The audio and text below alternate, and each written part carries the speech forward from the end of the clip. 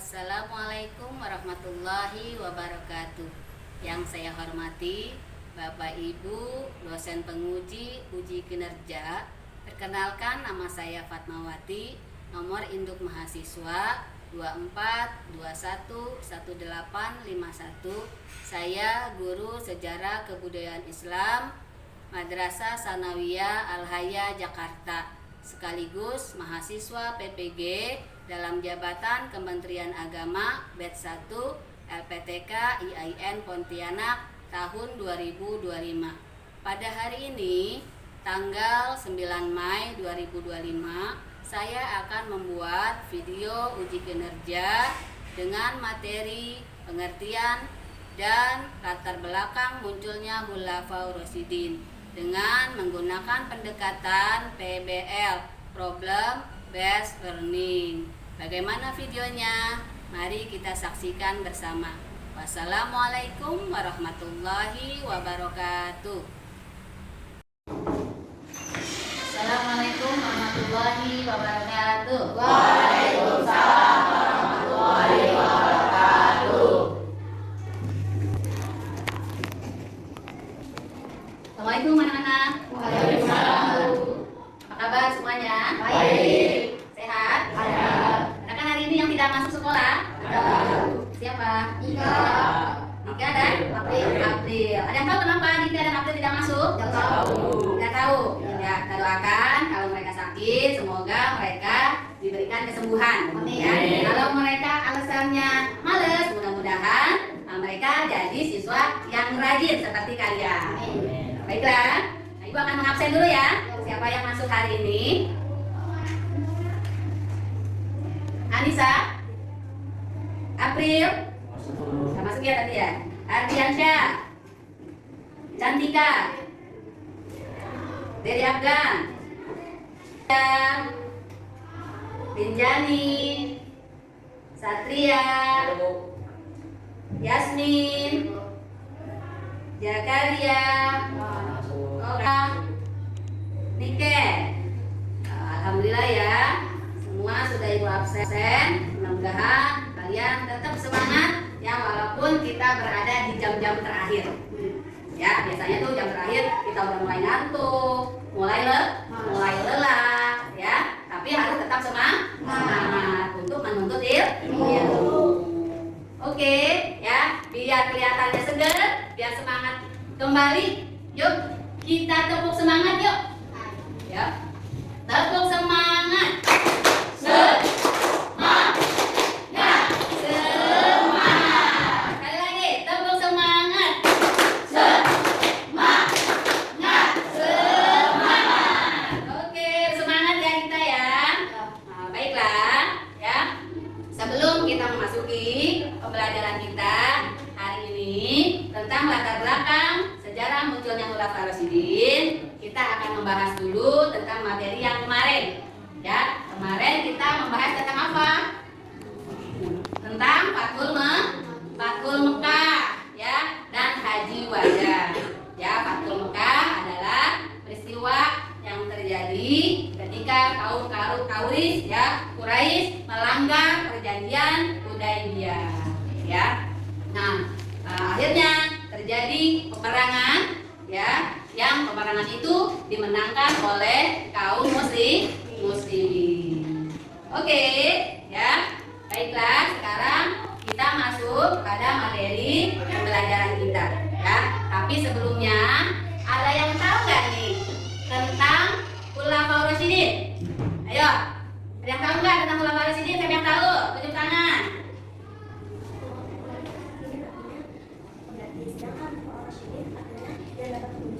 Oh, suaranya dikencengin biar kedengeran.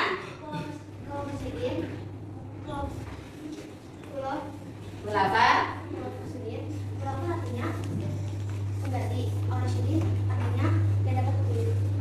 pintar ya. Ada yang tahu nggak sih ya, siapa aja sih yang termasuk Khulafaur Rasyidin? Ada yang tahu nggak siapa Khulafaur Rasyidin? Yang tahu siapa?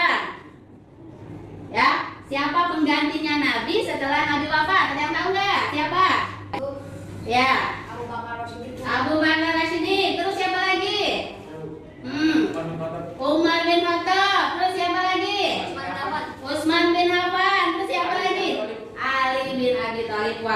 pintar semuanya ya. Jadi yang termasuk khulafaur rasyidin yaitu ada 4 sahabat Nabi. Siapa saja tadi?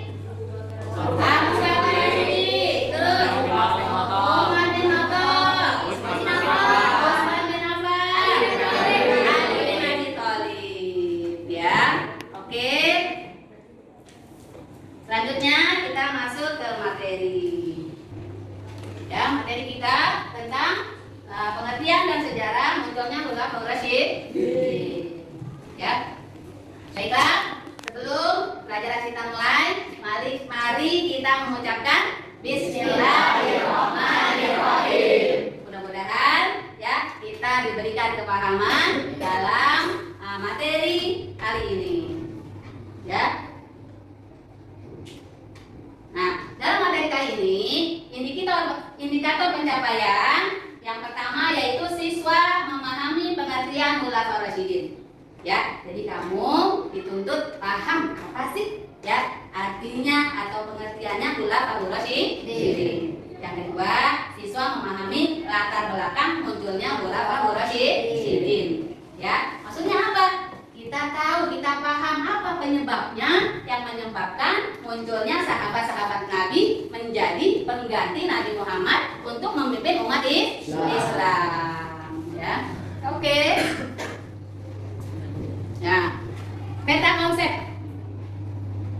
Ya, peta konsep pada materi kali ini. Pertama kita akan membahas tentang pengertian khulafaur rasyidin. Yang kedua kita akan membahas tentang latar belakang munculnya khulafaur rasyidin. Ya, dan sedikit tentang biografi Abu Bakar As-Siddiq. Baiklah, sekarang Ibu akan membahas tentang peta konsep dari materi kali ini. Ya. Peta konsep pada pengertian dan latar belakang munculnya khulafaur rasyidin. Pertama kita akan membahas tentang pengertian khulafaur rasyidin. Yang kedua kita akan membahas tentang latar belakang munculnya khulafaur rasyidin dan sedikit tentang biografi Abu Bakar As-Siddiq. Oke. Selanjutnya, nah, yuk siapa yang bisa baca? Siapa yang mau baca? Ayo Fadri. Istilah adalah pemimpin umat Islam, pengganti Nabi Muhammad SAW yang telah mendapat petunjuk dari Allah Subhanahu Wa Taala untuk meneruskan perjuangan Nabi Muhammad SAW. Iya, ya. Jadi menurut istilah adalah pemimpin umat Islam, pengganti Nabi Muhammad yang telah mendapat petunjuk dari Allah untuk meneruskan perjuangan Nabi. Nah, di sini pengganti itu bukan berarti sebagai Nabi, bukan, tapi sebagai pemimpin umat Muslim. Ya, sebagai pemimpin umat, supaya umat ini punya pegangan, punya panduan, punya sosok atau figur yang dijadikan pemimpin. Ya, dan pemimpin ini juga meneruskan perjuangan Nabi Muhammad. Nilai-nilai keteladanan Nabi Muhammad, ya, terus juga perjuangan Nabi Muhammad dalam menyebarkan dakwah Islam, ya, itu yang utama yang dilakukan oleh pemimpin. Ya, pada saat itu, ya, bukan seperti ya meraup mentang-mentang jadi pemimpin kita harus menang-menang, bukan, ya, tapi kita harus mencontoh ya sifat-sifat Nabi Muhammad dalam memimpin umat Islam. Begitupun para sahabat, ya, apalagi sahabat ini orang yang sangat dekat dengan Nabi Muhammad. Ya, dia sudah tahu perilakunya, perbuatannya, perkataan Nabi Muhammad. Itu sahabat-sahabat itu sudah pada paham, ya. Bahkan sahabat-sahabat ini sangat mencintai Nabi Muhammad. Ya, lanjut. Nah, ya sampai membaca, suaranya kencang dari kedengeran. Khalifah artinya pengganti, sedangkan ar-rasyidin artinya mereka yang dapat petunjuk. Jadi, khulafaur rasyidin menurut bahasa adalah orang yang ditunjuk sebagai pengganti, pemimpin atau pengusaha yang selalu mendapatkan petunjuk dari Allah Subhanahu Wa Taala. Ya, ya, ini pun hampir mirip ya. Kalau ini secara bahasa, kalau yang tadi kita bahas secara istilah. Jadi intinya khulafaur rasyidin yaitu pengganti Nabi Muhammad ya dalam memimpin umat Islam untuk meneruskan dakwah Nabi Muhammad. Ya. Nah, tadi kita sudah berbicara tentang khulafaur rasyidin ya. Siapa aja sih? Nah, tadi udah tahu tuh. Siapa aja sih khulafaur rasyidin? Abu Bakar As-Siddiq, Umar bin Khattab, Utsman bin Affan, Ali bin Abi Thalib. Mereka adalah pemimpin umat Islam setelah Nabi mereka wafat, ada lagi penggantinya, penerusnya, ya. Tapi sekarang kita akan bahas dulu tentang Khulafaur Rasyidin. Bagaimana munculnya Khulafaur Rasyidin. Ini nggak usah lewatin ya, tadi sudah dibahas. Nah, latar belakang Khulafaur Rasyidin, ya. Ada yang mau baca? Saidah? Latar belakang munculnya Khalifah Rasyidin adalah Nabi Muhammad SAW wafat tanpa meninggalkan wasiat siapa yang akan menggantikannya sebagai pemimpin umat Islam. Kondisimu secara tidak langsung memberikan kebebasan kepada umat Islam untuk Ini jelas ya? Bukan. Ya. Latar belakang munculnya Khalifah Rasyidin. Latar belakang munculnya Khalifah Rasyidin adalah Nabi Muhammad SAW wafat tanpa meninggalkan wasiat siapa yang akan menggantikannya sebagai pemimpin umat Islam. Kondisi itu secara tidak langsung memberikan kebebasan kepada umat Islam untuk membuat model pemilihan khalifah. Tidak lama setelah Nabi wafat, jumlah tokoh Muhajirin dan Ansar berkumpul di balai kota Sayyidah Madinah untuk bermusyawarah, tetapi musyawarah tersebut berjalan cukup alot karena masing-masing pihak sama-sama merasa berhak menjadi pemimpin umat Islam. Kaum Muhajirin menguruskan Abu Bakar sebagai kaum Ansor, sedangkan kaum Ansor mengusulkan Sa'ad bin Ubadah. Abu Bakar As-Siddiq menengahi dengan mengatakan bahwa umat Islam hendaknya memilih seseorang yang tidak pernah meminta kekuasaan sesuai ajaran Nabi Muhammad. Setelah itu, kekhalifahan seharusnya dipegang oleh orang yang mampu memegang amanah, tidak gila akan kekuasaan, peka terhadap masyarakat, dan tidak silau akan harta. Dengan kriteria tersebut, umat muslim sepakat memilih Umar bin Khattab. Akan tetapi, Umar bin Khattab menolaknya, justru meminta Abu Bakar untuk menjadi pemimpin. Pernyataan Umar pun diamini oleh kaum Muhajirin dan kaum Ansar, serta seluruh umat muslim. Dengan demikian, Abu Bakar resmi diangkat menjadi khalifah pertama yang mendapat amanah untuk melanjutkan kekhalifahan Islam. Iya, ya. Jadi latar belakang ya munculnya Khulafaur Rasyidin yaitu ya apa? Peristiwa yang pertama yang menyebabkan munculnya Khulafaur Rasyidin yaitu wafatnya Nabi Muhammad SAW. Ya, dengan wafatnya Nabi Muhammad, ya di situ ya umat muslim bingung, ya karena terjadi kekosongan ya kepemimpinan siapa nih yang akan menggantikan ya sosok Nabi Muhammad yang memimpin umat Islam. Ya, mereka bingung. Selain itu, ya ada dampak yang terjadi ya dari wafatnya Nabi Muhammad. Yang pertama, kekosongan kepemimpinan. Yang kedua, dampak sosial.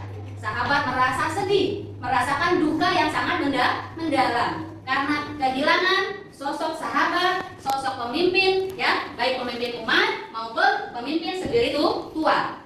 Ya, yang kedua, kebingungan siapa ya yang akan menggantinya, bingung mencari pengganti Nabi Muhammad untuk memimpin umat Islam, ya. Nah, lalu ya para sahabat dari kaum Ansor dan dari kaum Muhajirin ya melakukan musyawarah untuk apa?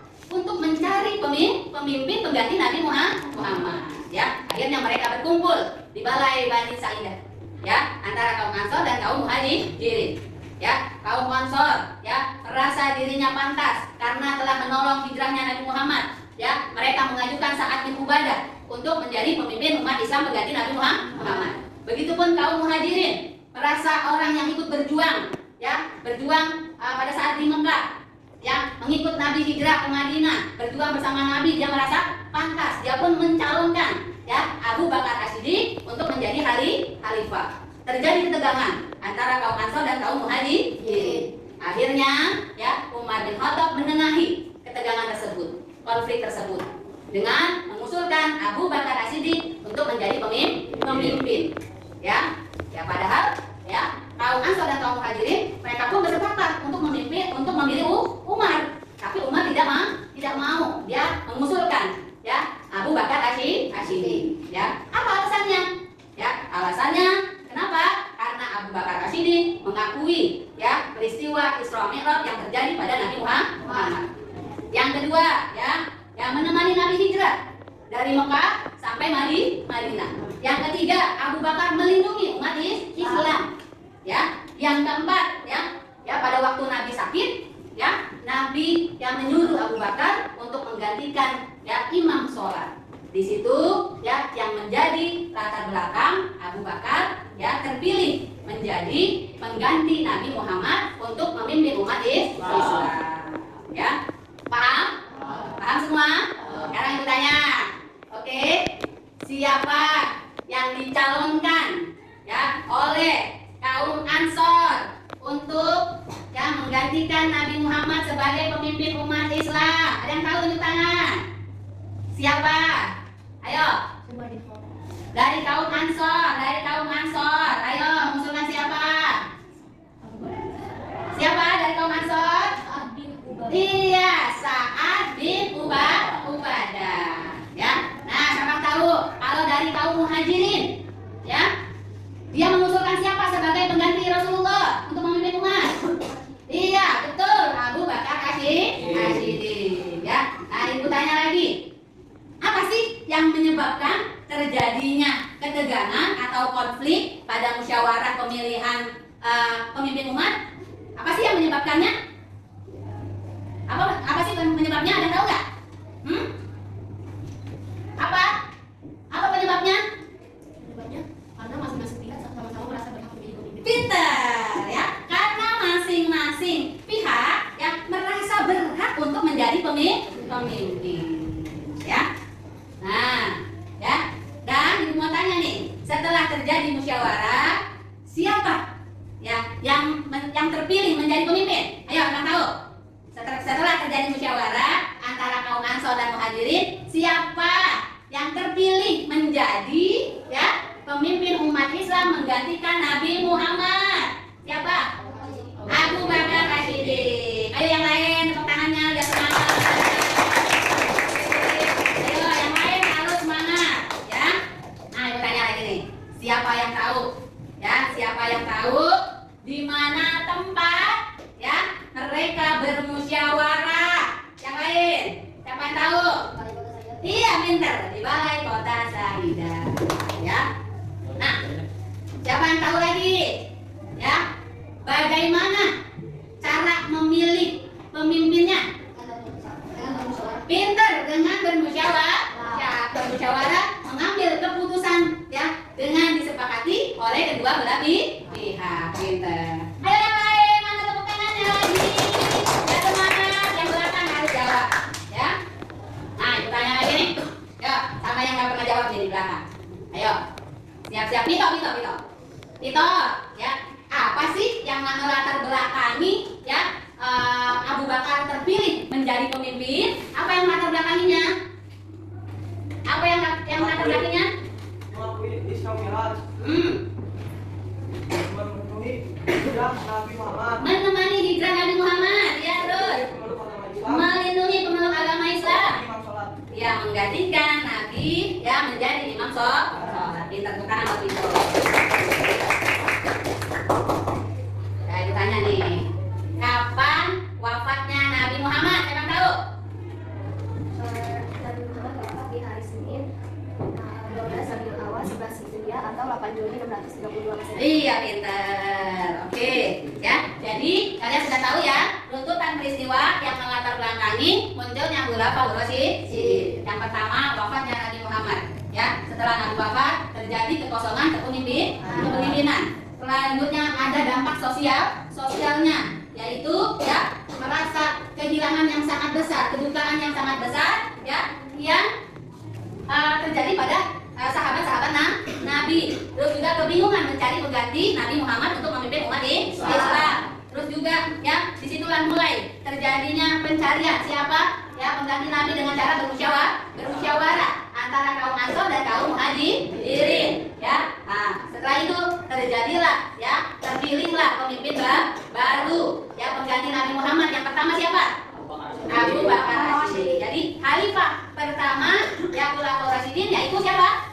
Abu Bakar As-Siddiq, ya. Nah, sekilas tentang biografi Abu Bakar As-Siddiq. Tadi kan Abu Bakar terpilih nih. Kita mesti tahu nih, orang yang terpilih itu bagaimana sih latar belakangnya, bagaimana sih profilnya, ya. Nah, ayo baca, Satria. Abu Bakar As-Siddiq, nama lengkapnya Abdullah bin Abi Wafa Al-Tamimi. Namanya As-Siddiq yang membenarkan tempat lahir Makkah, Jazirah Arab. Tahun lahir sekitar tahun 577 Masehi. Ayah Abu Wafa Utsman bin Amir, ibu Ummul Khair Salman binti Syakh, suku Quraisy bin Bani Taim. ya. Nah, ini sekilas biografi Abu Bakar As-Siddiq, ya. Dia berasal dari kaum Quraisy juga, dari Bani Taim, ya. Ya. Baca apa? Angkat suaranya. Abu Bakar As-Siddiq merupakan khalifah pertama sepeninggalan Nabi Muhammad SAW. Sallallahu alaihi wasallam. Beliau menjabat sebagai khalifah selama 2 tahun, menjadi khalifah atas Musyawarah kaum Muhajirin dan kaum Ansor. sahabat yang tegas dan bijaksana. Abu Bakar berasal dari keluarga bangsawan Quraisy yang kaya. Iya, ya. Berarti Abu Bakar ini merupakan khalifah pertama sepeninggalan Nabi Muhammad. Dia menjabat sebagai pemimpin umat selama berapa tahun? 2 tahun. Ya, dipilihnya karena musyawarah kaum Ansor dan kaum Muhajirin. Ya. Nah, dari materi yang dijelaskan tadi, ya. Ayo, siapa yang mau bertanya? Ayo, itu apa itu? Apa arti asidiku? Apa arti asidik? Ayo, yang bisa jawab nggak? Ayo, ada yang tahu apa arti asidik? Yang membenarkan. Pinter, 100 buat Queen. Ya. Ayo, ada lagi. Siapa yang memberi gelar asidik? Siapa yang memberi gelar asidik? Ada yang tahu nggak? Siapa sih yang memberikan gelar asidik kepada Abu Bakar? Ada yang tahu? Nabi Muhammad. Iya, pinter. Nabi Muhammad memberikan gelar asidik kepada Abu Bakar. Karena Abu Bakar orang yang terpercaya dan mempercayai Nabi Muhammad. Pinter. Oke, kita lanjut. Abu Bakar termasuk asabiqunal awalun. Ya, apa sih asabiqunal awalun? Ya, asabiqunal awalun yaitu orang-orang pertama kali yang masuk Islam. Dia dari kalangan orang dewasa. Ya, jadi ketika Nabi berdakwah, orang-orang belum mengenal Islam, ya, Nabi itu pertama berdakwah secara kekeluargaan dulu. Berdakwah diam-diam, ya, keluarga dulu, sahabat dulu, ya. Abu Bakar lah, ya, yang orang yang pertama dari kalangan orang dewasa yang masuk Islam, ya. Makanya disebut asabiqunal awalun, ya. Kalau ibu tanya, apa sih artinya asabiqunal awalun? Ada yang tahu? Asidiku awalnya adalah orang-orang yang pertama kali masuk Islam dari kalangan orang dewasa. Iya, pintar, ya. Nah, beliau juga menemani hijrah Nabi Muhammad, ya, dan juga pernah menjadi imam sholat pada saat Nabi Muhammad syahid, ya. Gelar asidik ini diberikan oleh Nabi Muhammad karena, ya, membenarkan karena asidik adalah orang yang jujur dan sangat dipercaya, ya, mengakui dakwah Rasulullah, mengakui semua perbuatan Rasulullah, ya. Nah, kepribadiannya, ya, Abu Bakar As-Siddiq walaupun tadi disebut orang kaya, ya, tapi dia sederhana, ya, jujur dan amanah, ya, lembut dan penuh kasih, ya, tegas dan punya prinsip, ya. Walaupun dia kaya, dia tidak sombong, ya. Jangan kayak kita baru punya duit sedikit aja udah sombong, ya, nggak boleh. Taruh, ya. Ya, dapat yang wajib kita teladani dari Abu Bakar As-Siddiq, ya. Yang pertama tegas, ya, dalam atau terhadap orang yang melanggar syariat. Apa lagi ayo? Ya, iya, ya. Nah, ini sifat-sifat ini perlu kita tiru dalam kehidupan sehari-hari. Oh, Abu Bakar orangnya jujur. Nah, kita harus jujur. Kalau mau jadi pemimpin yang bagus, yang cakep, ya, harus jujur, ya, harus tegas, ya. Orang salah harus salah, orang benar harus dibela, orang salah ya harus disalahkan. Terus apa lagi? Rela berkorban, ya. Kita harus punya sifat rela berkorban, mengalah, ya, atau senang memberi, bersedekah. Untuk apa? Ya, untuk kepentingan orang banyak. Kalau kita rela berkorban, ini menunjukkan jiwa pemimpin. Seorang pemimpin itu harus rela berkorban tentang waktu, karena, ya, dirinya dihabiskan untuk, ya, membela bangsa, yang memikirkan masyarakat. Bagaimana solusinya? Apa saja hal yang terjadi dan bagaimana solusinya? Ya, terus juga dengan bersedekah. Dan sekarang nih, kalau punya makanan jangan pelit, kasih temennya, ya, jajan, bagi, ya, tawarin temennya. Nah, itu karena, ya, memberi itu harus sering dilakukan. Jadi terbiasa, ya. Oke, dari sini, ya, materi kita sudah selesai. Ada lagi yang mau ditanyakan? Ada lagi? Cukup ya? Baiklah, sekarang Ibu akan memberikan kamu, ya, soal, ya, dari materi yang telah Ibu sampaikan. Ya, baiklah,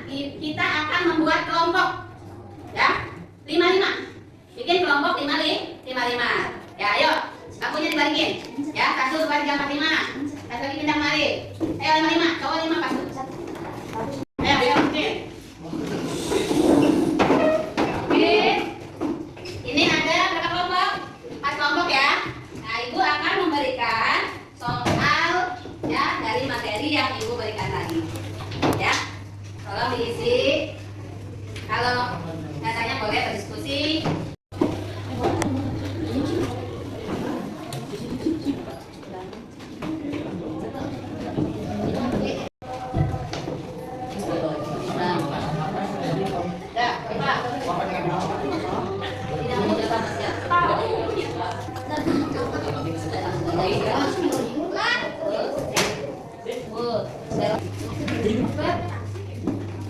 Apa? Gimana tuh? Nah, di sekolahmu sering terjadi perbedaan kecil, ya. Bagaimana kamu bisa mengambil hikmah? Ya, dari kata-kata di sini. Apa? Ya, makanya apa sih kita tadi? Ya, kalau mengambil keputusan dengan cara bermusyawarah di situ, ya. Mengambil keputusan dengan cara tadi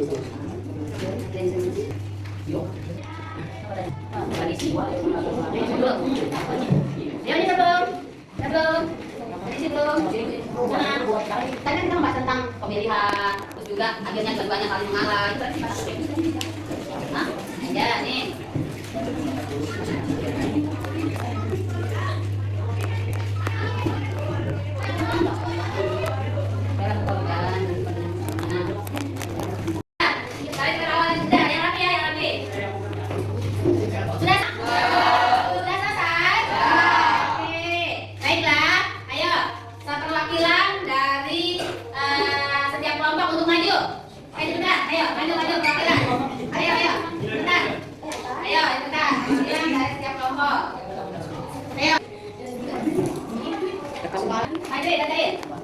Ada diskusinya tadi.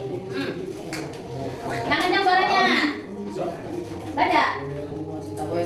Mendapatkan kontribusi dalam kelompok pelajaran strategi bersama. Bagaimana kamu bisa mengambil pada melakukan sejarah? Ya. Benar dengan bermusyawarah kita dapat mengambil keputusan yang Nah, seperti itu yang biasa aja. Yang kencang suaranya. Perbedaan pendapat dan konflik setia dalam kelompok belajar atau kegiatan bersama bagaimana kamu bisa mengambil hikmah dari latar belakang orang yang jawaban mengambil keputusan dengan cara bermusyawarah agar terciptanya persatuan dan terhindar dari konflik. Iya, bagus. Lanjut. Belakangnya yang berapa? Soal berikutnya. Ya. Ayo. Ya. Iya, bagus. Lanjut. Apa yang menyebabkan konflik antara kaum dan kawan-kawan salah mengenai perbedaan dan konflik yang terjadi pada saat itu. Kira mereka sama-sama mengenal. Iya, bagus. Oke, terima kasih. Boleh duduk kembali, ya. Nah, jadi ya, dari pelajaran ya yang tadi kita pelajari bersama, ya. Apa sih ya manfaatnya buat kita? Apa sih yang dapat kita teladani? Ayo, apa sih yang dapat kita teladani dari materi latar belakang munculnya ulama Rasyidin? Apa tadi yang terakhir tuh? Bermusyawarah ya dalam mengambil sebuah keputusan. Jadi setiap kalau kita ada konflik, nah itu diselesaikannya dengan cara bermusyawarah, ya. Terus juga misalnya ya Queen sama Yasmin berantem misalnya nih. Nah, gimana cara penyelesaiannya? Ya sama-sama bermusyawarah dan saling mengalah. Jangan sama-sama merasa benar.